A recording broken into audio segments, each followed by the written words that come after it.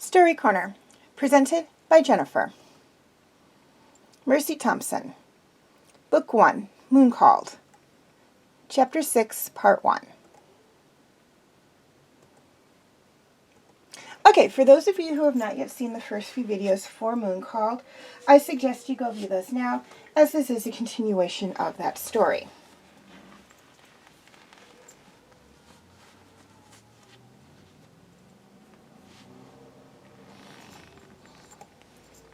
There was a pile of National Geographics and a paperback mystery neatly stacked on the nightstand.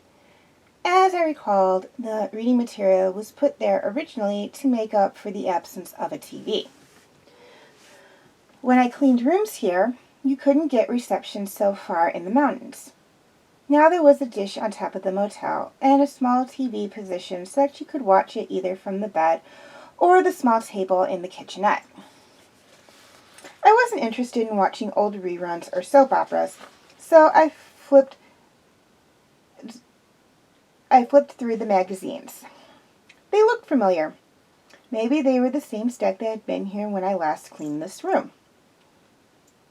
The newest one was dated May of 1976, so it was possible. Or maybe random stacks of National Geographic have a certain sameness gained from years of appearing in waiting rooms. I wondered if Jessie was lying in a hospital somewhere. My mind flashed to a morgue, but I brought it back under control. Panic wouldn't help anyone. I was doing the best that I could. I picked up the lone book and sat on the bed. The cover was not prepossessing, being a line drawing of a Wisconsin-style barn, but I opened it anyways and started reading. I closed it before I read more than the first sentence. I couldn't bear sitting here alone, doing nothing. I left the room. It was colder than it had been, and all I had was my t-shirt, so I ran to number 1. I had the key in my pocket, in the pocket of my jeans. But when I tried the door, it was opened. Adam was lying on top of the bed on his side, his muzzle wrapped in a businesslike strip. Samuel was bent over him wearing a pair of jeans, plastic gloves, and nothing else. It was a measure of my concern for Adam that my eyes didn't linger. Charles, leaning against the wall, glanced at me but said nothing. "Shut the door," Samuel snapped without looking up. "Darn it, Mercy, you should have set the brake before you threw him in the car and drove all day. You of all people know how fast we heal. I'll have to re-break his leg." Samuel had never yelled at me before. He was the least volatile male werewolf I'd ever met. "I don't know how to set bones," I said, wrapping my arms around myself. But he was right. I knew werewolves healed incredibly fast. I just hadn't thought about what that meant as far as broken bones were concerned. I hadn't even known his leg was broken. I'd been stupid. I should have just called Daryl. How much training does it take to set a leg? Samuel continued with barely a pause. All you have to do is pull it straight. His hands were gentle as they stretched out Adam's leg. He'd have someone with medical training in his pack. You could have called for help if you didn't have the guts to do it yourself. Then to Adam, he said, brace yourself. From my position by the door, I couldn't see what he did, but I heard a bone snap, and Adam jerked and made a noise I never want to hear again. I was worried that someone from his pack was involved in the attack, I whispered. Adam was unconscious. I couldn't ask him, and they don't have anyone strong enough to control Adam's wolf. Samuel glanced back at me, then swore. If all you can do is snivel, then get out of here. Despite his condition, Adam growled and swiveled his head to look at Samuel. I'm sorry, I said, and left, closing the door tightly behind me.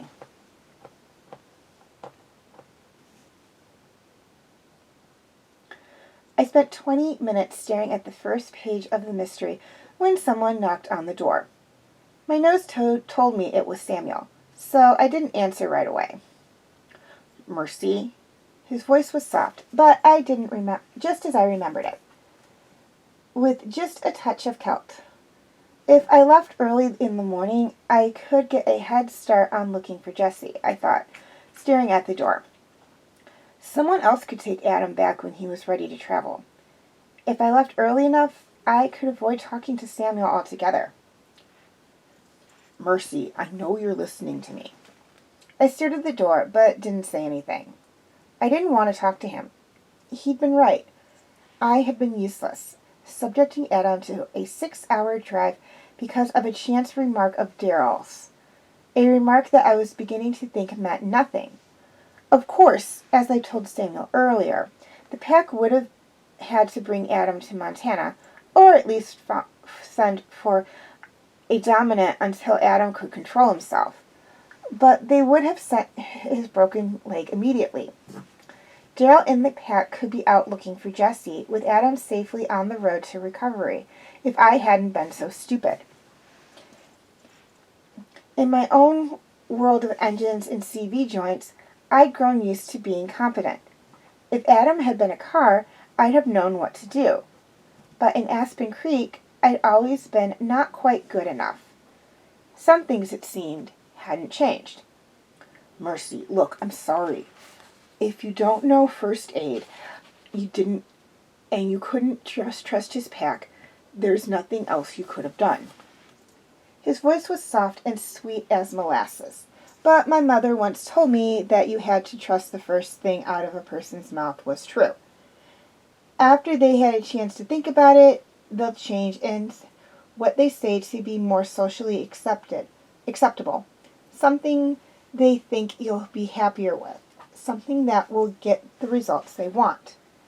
I know what he wanted, what he had always wanted from me, even if, while he had been working on Adam's injuries, Samuel himself had forgotten. Adam tore a strip off of me for being so hard on you, he said, his voice coaxing. He was right. I was mad because I don't like hurting someone unnecessarily, and I took it out on you. Can I come in and talk to you instead of the store? I rubbed my face tiredly. I wasn't 16 anymore. To run away from difficult things, no matter how attractive the option was. There were, I thought reluctantly, things I needed to say to him as well. All right, he said. All right, Mercy, I'll see you in the morning. He had turned around and was already walking away when I opened the door. Come in, I said, and shivered when the wind blew through my shirt. But you better hurry. It's cold out there. He came back and stomped his feet on the mat, leaving behind clumps of snow before stepping inside my room. He took off his coat and set it on the table near the door. I saw he found a shirt somewhere. They kept stashes of clothes around town, in case someone needed to dress quickly. Unisex things mostly, like jeans, t-shirts, and sweats. The t-shirt he wore was a little small and clung to him like a second skin. If he had an extra ounce of fat or a little less muscle, it would have looked stupid. But he was built like a Chippendales dancer. His body was lovely, but I don't know if anyone else would call him handsome. He certainly didn't have Adam's striking, beautiful features. Samuel's eyes were deep set, his nose was too long, and his mouth was too wide. His coloring in human form was much less striking than his wolf's. Light blue-gray eyes and brown hair, streaked just a little bit from the sun. Looking at his face, I wasn't objective enough to decide how attractive he was. He was just Sam, who had been my friend, my defender, and my sweetheart. I glanced away from his face, dropping my own so that he couldn't read my anger, and whatever other emotions was humming at me, until I got it under control. If he read the wrong thing into it, that wasn't my fault. I hadn't let him in to argue with him. "I didn't think you were going to talk to me," he said, like a shadow of his usual warm smile in his voice. "Me either," I agreed grimly to my shoes. I wasn't going to get through this if I had to look at him. "But I owe you an apology, too." "No." His voice was wary. Apparently, he was too smart to believe my submissive gaze. "You have nothing to be sorry for. I shouldn't have snapped your nose off either." "It's all right," I told him. "You were probably right. I found Mac dead and Adam almost in the same shape, and I panicked." I walked to the bed and sat on it, because it was far away from him as I could get in the motel room. Only then did I dare to look at him again. "My apology is years overdue. I should have talked to you before I left. I should have told you I decided to go to Portland. But I was afraid I might do something stupid like shoot you, or worse, cry. But he didn't need to know that part." The humor that usually touched his face leaked away, leaving behind neutral wariness, as if he were watching for a trap. "My father told me he spoke to you and persuaded you to go to your mother's house instead of running off with me," he said. How long did you wait for me?" After Brian had caught us necking in the woods and told me he was sending me to Portland, Samuel had decided that he'd take me away with him instead. I was supposed to sneak out and meet him in the woods a mile or so from the house. But the Murdoch knew. He was like that. He told me why Samuel wanted to take me as his mate, and it hadn't been for any reason I could accept. So while Samuel waited for me, Charles was driving me down to Libby to catch the train to Portland that morning instead. Samuel looked away from me without answering. In his own way, Samuel was the most honorable person I'd ever known. Something that made his betrayal hurt worse because I knew that he'd never meant me to believe he loved me. He told me he would wait for me, and I knew he waited long after he realized I wasn't going to come. "That's what I thought," I said in a small voice. Darn it, he shouldn't still affect me this way. I found that I was taking deeper breaths than I normally did, just to breathe in his scent. "I should have told you I changed my mind," I told him, clinging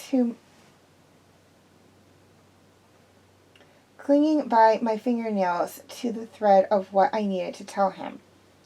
"I'm sorry for abandoning you without a word. It was neither right nor kind." "Father told you to go without talking to me again," Samuel said. He sounded detached, but he turned his back on me and was staring at a damp spot on the rug near his boots. "I am not part of his pack," I snapped. "That has always been made perfectly clear to me. It means I don't have to obey Brian. I didn't have to obey Brian then. I shouldn't have, and I knew it at the time. I'm sorry, not for leaving. That was the right decision. But I should have told you what I was doing. I was a coward. My father told me what he told you. His voice started calm enough, but there was a tinge of anger weaving itself through the words as he continued. But you should have known all that already. I don't hide anything. There was no defensiveness in his voice or in his posture. He really didn't understand what he had done to me, as stupid as that made him in my eyes. It was still good, somehow, to know that the hurt he caused me had been unintentional. His eyes met mine, and I felt a zing that had once been familiar as his face. Part of it was attraction, but part of it was the power of a dominant wolf. The attraction brought me to my feet and halfway across the room before I realized what I was doing. "Look, Samuel," I said, coming to an abrupt halt before I touched him. "I'm tired. It's been a rough day, and I don't want to fight with you over things that are long past." All right. His voice was soft, and he gave a little nod to himself. We can talk more in the morning. He put his coat back on and started for the door, then turned back. I almost forgot. Charles and Carl took the body. "Mac," I told him sharply. "Mac," he said, gentling his tone. I wished he hadn't done that, because his sympathy brought tears to my eyes. "They took Mac to our clinic and brought back your van. Charles gave me the keys. He would have returned them himself, but you left the room too quickly. I told him I was coming to deliver an apology, and so he gave them to me." "Did he lock the van?" I asked. "I have a pair of guns in there, loaded for werewolves." Mentioning the guns reminded me of something else, something odd. "Oh, and there's a tranquilizer dart of some sort that I found near Adam when I moved him." "The van's locked," he said. "Charles found the dart and left it at the lab because he said it smelled of silver and Adam. Now that I know where you found it, I'll make sure to look it over carefully." "Max said someone was using him to experiment on," I told him. "They found some drugs that worked on werewolves," he said. Samuel nodded. "I remember you telling us that." He held out my keys and, careful not to touch his hand, I took them from him. He smiled as if I'd done something interesting, and I realized I shouldn't have been so careful. If I felt nothing for him, touching his hand wouldn't have bothered me. Living among normal humans, I'd forgotten how difficult it was to hide anything from werewolves. "Good night, Mercy," he said. Then he was gone, and the room felt emptier for his leaving it. I'd better go in the morning, I thought, as I listened to the snow squeak under his feet as he walked away. I was busy reading page 14 for the third time when someone else knocked on the door. "I brought dinner," said a man's pleasant tenor. I set the book down and opened the door. A sandy-haired young man with a nondescript face held a plastic tray loaded with 2 plastic-wrapped sub sandwiches, a pair of styrofoam cups of hot chocolate, and a dark blue winter jacket. Maybe it was the food, but it occurred to me that if Brian looked that much like a cliché of a delivery boy, it was probably on purpose. He liked to be obtruse. He gave me a small smile when I didn't step away from the door right away. "Charles told me that Adam is going to be fine, and Samuel made a fool of himself." "Samuel apologized," I told him, stepping back and letting him into the room. The kitchenette had a 2-burner stove, a 6-pack size fridge, and a small formica-covered table with 2 chairs. After tossing the coat on the bed, Brian set the tray on the table and rearranged the contents until there was a sandwich and a cup on each side. Charles told me you didn't have a coat, so I bought one. I also thought you might like something to eat, he said. Then we can discuss what we're going to do with your alpha and his missing daughter. He sat down on one side and gestured for me to take the other seat. I sat and realized I hadn't eaten anything all day. I hadn't been hungry. I still wasn't. True to his word, Brian didn't talk while he ate, and I picked. The sandwiches tasted of refrigerator, but the cocoa was rich with marshmallows and real vanilla. He ate faster than I did, but waited patiently for me to finish. The sandwich was one of those huge subs, built to feed you for a whole week. I ate part of it and wrapped the rest in the plastic it came in. Brian had eaten all of his, but werewolves needed lots of food. My foster mother had liked to say, "Never starve a werewolf, or he might ask you to join him for lunch." She always patted her husband on the head afterwards, even if he was in human form. I don't know why I thought of that right then, or why the thought tried to bring tears to my eyes. My foster parents were both of them almost 17 years dead. She died trying to become a werewolf because she told me every year she got older and he didn't. There are a lot fewer women who are moon-called because they just don't survive the change as well. My foster father died from grief a month later. I'd been 14. I took a sip of cocoa and waited for Brian to talk. He sighed heavily and leaned back in the chair, balancing on two legs. His own legs dangled in the air. "People don't do that," I told him. He raised his eyebrow. "Do what?" "Balance like that. Not unless they're teenage boys showing off for their girlfriends." He brought all four legs back on the floor abruptly. "Thank you."